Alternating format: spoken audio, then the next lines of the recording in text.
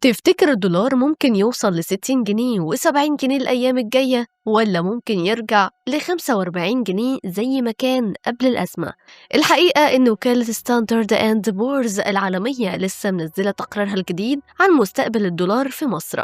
الوكالة ثبتت تصنيف مصر الائتماني عند بي مع نظرة مستقرة، بس توقعت إن الدولار بيوصل ل55 جنيه السنة دي، ومع ضغوط المنطقة ممكن يلمس ل60 جنيه السنة الجاية ويوصل ل66 جنيه على سنة 2029. والسر في التوقعات دي هو التوترات الإقليمية اللي مأثرة على السياحة وتحويلات المغتربين وكمان قناة السويس.